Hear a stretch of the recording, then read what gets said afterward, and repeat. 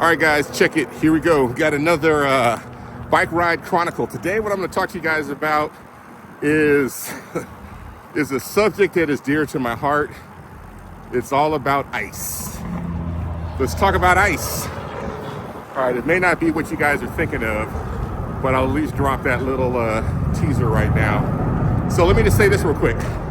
I'm out here in Richmond, Virginia. I think it's about 10:30 or so on Thursday, and I think it's about 52, 53 degrees, and with the wind, it says it feels about 40. So what I did was I went ahead and super bundled up here. I've got on my t-shirt, I've got on a long sleeve shirt, I've got on a AndreReese.Biz shirt, plus I have on this neon hoodie, and I also have on this, I don't know what this is, got this decades ago in Monterey. So I've got a lot of layers on my legs to stay warm. I've got on a pair of tights and just a pair of shorts. So I think my legs are cool and my body feels fine. And I think the only next layer of protection is to put on one more pair of tights and then to throw on the patented Pooh Shiesty mask. So that will be coming here in the near future. But before I talk about ice today, I just want to say real quick, we are coming off of the election out here in Richmond, Virginia. So pretty much, and it was a Tuesday, kind of like midterm elections throughout the United States. Some people had governors that were being voted for. Some had mayors, some had attorney generals, there were propositions and all that. So it appears that and I didn't go and look yet, I will at some point, but from what the media is reporting, pretty much the blue team swept everything. So I just want to say congratulations to the blue folks and the blue team. You guys produced a better political product this time around. And I think a lot of what it came down to was that folks, especially out this way, they are, when you head up north about an hour and a half drive, you got a lot of folks that work for the government that have been affected, that have been out of work, so that definitely played a factor in this election for sure. I think a lot of people may have looked beyond a lot of other things for some of those specific reasons. But like I said, at this point now, is it a wake-up call for the red team? I do not know. So I tell you what, both sides are appearing to be a little bit more crafty these days. So, the blue team has definitely stepped up their game a little bit and building their political product. And the red team is very refined. So I wouldn't count them out. This is more or less like a check engine oil situation where you got to plug it in, do some diagnostics. And I've been seeing quite a few people online in some of the forums. Looks like the red team, they are not necessarily belly aching, but they're trying to do analysis and figure out what went wrong. That way they can kind of fix it and get back on top if that's the case. And who knows, is this the beginning of a blue wave? I don't know. Is it the top of a blue wave? I don't know. Is it the bottom of a blue wave? I don't know. Only time will tell. So we still have about another year before the main midterm elections pop up. So we'll have to wait and see. But in the meantime, just like I said, remember, whatever side of the team you're on, make sure you guys take care of yourself and your family next, and always continue to brace for impact, because we never know how, when, and where this whole thing will ultimately play out. So, but that's it. That's all I got to say about the election. And the people have spoken. Here, hang on a second. Distance 1.0 miles, duration 6 minutes and 25 seconds. All right, the people have spoken, and the blue team was chosen this time to be victorious. Like I said, congratulations to them. And this is a chance for them to step up and show what they got. Time is of the essence. And in the end, you know, the voters don't remember necessarily what happened a long time ago. It's kind of like a Janet Jackson situation. What have you done for me lately? So we'll see where this all goes. So the next thing I want to talk about is ICE. So, and I want to talk about not in the sense of what you guys might be thinking, but in the sense of actual ice. Frozen H2O. Kind of a crazy topic to talk about. And I just want to say that we here in America, we've traveled a lot. And so I've traveled through, I was just counting the other day, I think I traveled 38 countries, and I have traveled to, I think 38 countries, 38 states, excuse me. And I have traveled to 27 or 28 countries throughout the United States. And so the one thing that I want to say is that you don't truly go to another country unless you go to a place that's not controlled by the US dollar. So a lot of times if you head down to Mexico, you can negotiate in the dollar. You go to the Caribbean, they accept the dollar. They're kind of extensions of the United States, kind of in a way. So when you truly leave the US and end up in a location where they have their own currency, they don't accept US currency at the stores, that's when you can say you've really truly gone to a new location. So here, let me navigate this here real quick. Gonna try to get around these cars and this truck. Make sure I'm okay. Okay, here we go.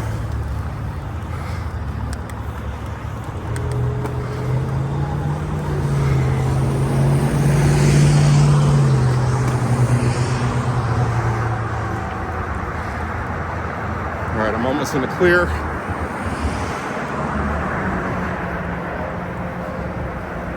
All right, here we go. I'll start up in a second.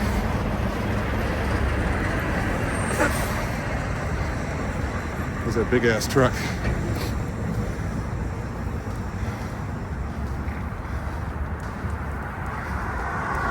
Okay, here we go. So the thing is, we in America here, we take ice cubes for absolute granted. Every place you go to a restaurant, you get a soda, they put ice in it, and you end up going to, 7-Eleven or a store like that. You put ice in it. Ice is readily available wherever you go. If you end up going to a hotel, they always have an ice bucket on the counter. But I'll tell you what, like I said, I've been to 28 countries, and the majority of them outside of the US, especially when you get over to Europe, you go to the African continent, ice is difficult to come by. Not that they don't have ice, but you specifically have to request it, and you're only going to get a very, very, very small quantity of ice. And when you do get the ice, they'll usually typically bring it in a bucket with a spoon, because they expect that you're going to be sharing the ice with other people sitting at the table. So, and I'll tell you, me personally, every drink I have, it's got to be cold, it's got to have ice in it. And it definitely creates challenges when you travel when there's no ice that's available. Here, hang on a second. Let me get around these guys here. All right. Okay, we're good. All right, yeah, so it definitely creates challenges when you travel. And so the funny thing is, when we were in Europe recently for a month on our honeymoon, 27 days, let's just round it up, make it 28 days, which is a month. Man, it was just such a comedy for me to be hanging out with Marilyn's friends and family, and it's like, hey, you guys got any ice? And everybody's like, no, we don't have any ice, or we have like a manual ice tray, make some ice, but Distance 2.0 miles. Duration 12 minutes and 7 so what they seconds. typically do, and this is even like in Ghana, they'll drink cold drinks, but they are put in the refrigerator and then they're cooled down and you drink the drink like that. So, and I'll tell you, what I was doing, let me stop here so I don't get hit. Okay, we're good. All right, start back up here.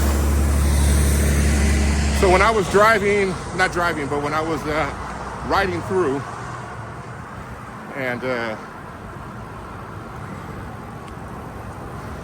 or when I was visiting, I was always trying to see if I can get some ice. So I had with me, it was a 32-ounce double-walled container.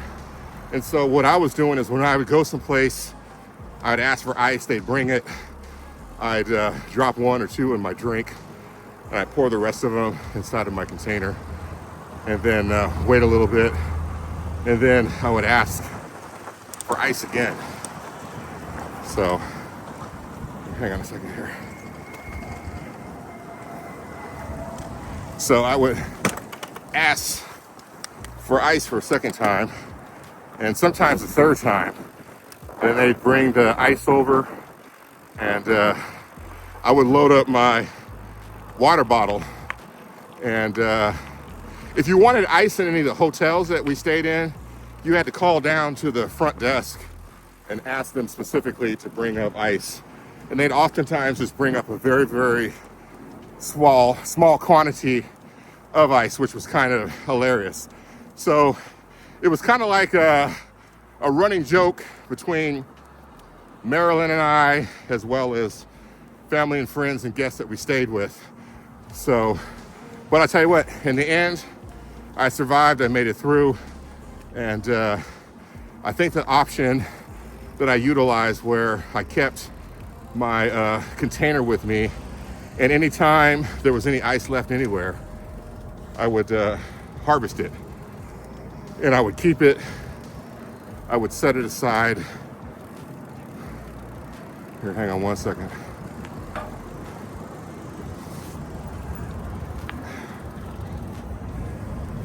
I would set it aside and hoard it so I can have some coldness, some cold drinks. So it's one of those things that's important to me, and but it definitely takes some getting used to.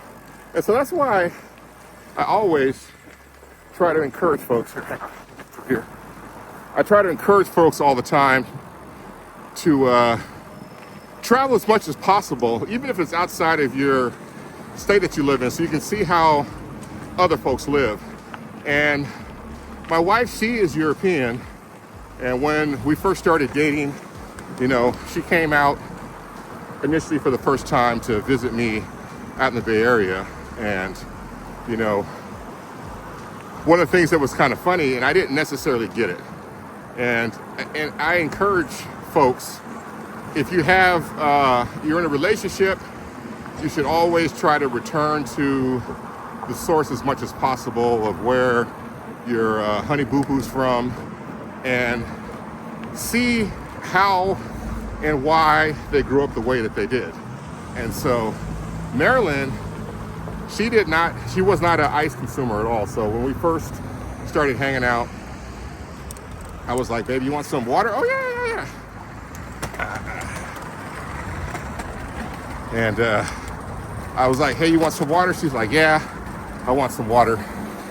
And I was like, cool. And I said, I think I brought it to her, and she either told me she didn't want ice, or I brought it to her and she said, oh, I didn't want any ice. I think she told me she didn't want any ice, but I was like, the water is like, because she said she just wanted tap water, that was fine.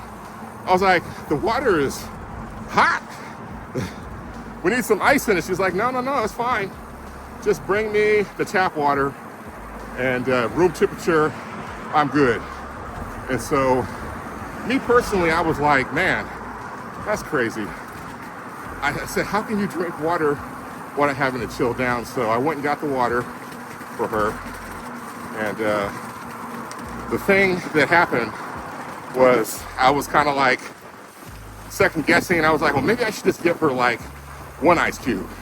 So I went into the ice container, got one ice cube, and gave it to her and brought her the drink. I just couldn't help myself. And she was like, oh, I was like, baby, I just felt like you needed at least one ice cube. So I said, here, I just to cool it down a little bit. And so she said, thank you. She drank the water. And so, but after that, whenever we went out to eat, or whenever we hung out, or I came out to Richmond to hang out, and when we were dating, she'd never want ice. And so she just said, you know, us Europeans, we don't use ice. We don't. That's like so much an American thing. And it didn't make sense. It didn't register with me. Hang on. Distance 3.0 miles. Duration 18 minutes and 9 seconds. It just didn't register with me, the ice thing. And so what I ended up doing was always just kind of like questioning it. But once I went to Europe for the first time, and then we went to Ghana, we went to 3 countries there, I was just like, okay, I get it. I get it now, it makes sense. So, me personally, am I going to stop using ice? No, not at all. It's my favorite way to drink a drink. I gotta have ice in it. So, if we're going to travel to areas of the world that don't have ice, what is my solution to kind of fix the problem? So what I ended up doing was, I was like, most of the time we have access to a refrigerator or a freezer kind of a thing. So I went ahead and went on Amazon once we got back from Europe. You know, I went ahead and went on Amazon, and I found that they have an ice maker that's old-fashioned, that you put the water in, and it's completely closed off, and then you can expand it wide open. And once you've done that, you can pour the water in it, stick it in the refrigerator or the freezer preferably. But I would even, you know, if I don't have the ability to freeze the ice cubes, I'd be more than happy to get like super, super cold water. So I would turn the refrigerator all the way down on its lowest temperature setting, and then put the cube maker in there and let it have at it. So I'd probably do it at nighttime, so it's ready in the morning when I wake up. So that's my solution. I found a portable ice tray that is enclosed, that expands. I can turn around and make ice, and I can pour the ice directly into my water bottle without having to touch it or anything. And we're good to go.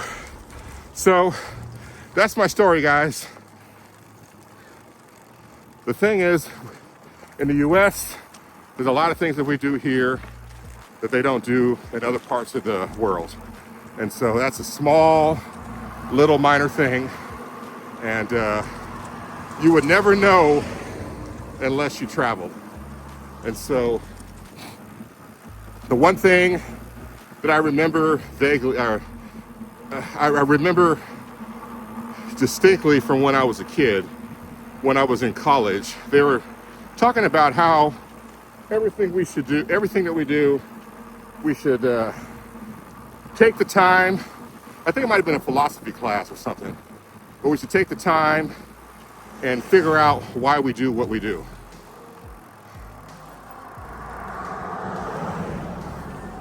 And if you can figure out, and so a good example, when you walk into any grocery store, except like Costco or something like that, if you walk into a Wegmans or a Safeway or a Publix or Lucky's Albertson, whatever it might be, any of the traditional, larger grocery chains that aren't specializing like Trader Joe's or Whole Foods, even if you go to Walmart or Target, whatever it might be, they got like, if you walk to the detergent aisle, they've got like 900 different versions of, laundry soap that you can purchase. They have all the major players. They also have the ones that are store brands, generic, less heard of. And if you think about it, there's really only a few manufacturers that make detergent. So Procter & Gamble is one of the largest ones. And so Procter & Gamble makes the majority of the soap and detergent for laundry that you're gonna find. And so if you are moving out into your own place and you're young and it's the first time buying laundry detergent, a lot of times you'll automatically go buy what you used when you were a kid. So if your mom or your dad did laundry all the time and they always grab the Tide, most likely you're gonna grab Tide also too when it comes time to make that choice. And so without even thinking about it. And then you have all these other visible options that are in front of you, but you've really done nothing to determine that your favorite detergent, Tide, is the one that you should choose. So there's nothing wrong with Tide, nothing wrong with any other brands that are out there at all. It's just only for illustration purposes only.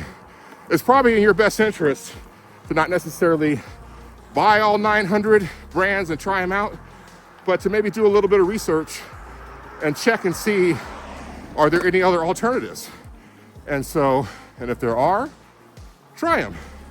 If it works out to be great, you're cool. If it works out to be a dud, don't buy that one again. So it is no difference when it comes to living in your small town, in your small city, or your big town and large city. A lot of the things that you do is because that's what you're exposed to.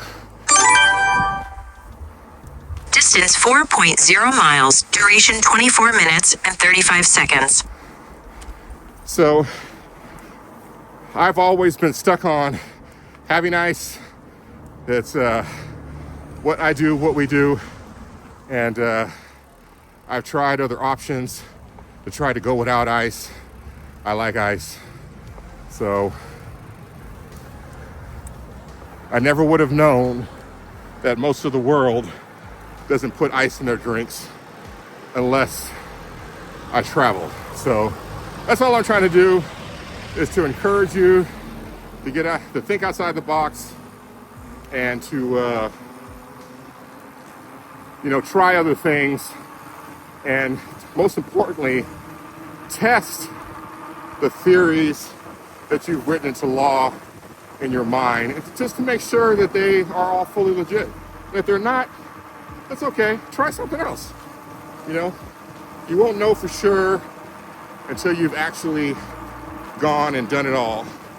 And that's all I'm trying to encourage you guys to do here. So I think that's it for this video. Here, let me adjust here real quick. I didn't realize I didn't have my helmet strapped on. Could have been disastrous if it had flown off of me. So that's it, guys. That's all I want to say. And like I said, congratulations to the blue team for winning the next, version of the gauntlet. And good luck to you guys. I hope you guys are able to, continue to provide a product that the American people want and need. And if not, the American folks will vote with their pen, and then they'll choose some other option. And congratulations to the red team for putting in a valiant effort also as well. You guys got your check engine light on right now. You're gonna have to kind of go back and dig in and do some soul searching, which appears like it's already happening right now. That way you guys can build a better product and convince folks in the next series of elections that they should come back and join your team. So that's it, guys. I'm on the last little leg here of coming down. I'll let this play out. But take care, guys. Appreciate you watching this video. Please take the time to like and subscribe to the channel. And I have a tendency to say things in error. And if I've done that in this video, miscalling something, forgive a brother. I'm just human and out here trying to primarily focus on keeping myself alive as I ride my bike. All right, guys, peace out. I'll see you guys for the next one.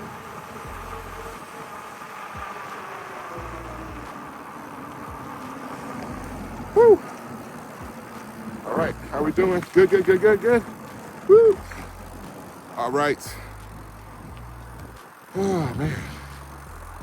Everything is beautiful down here at the river today.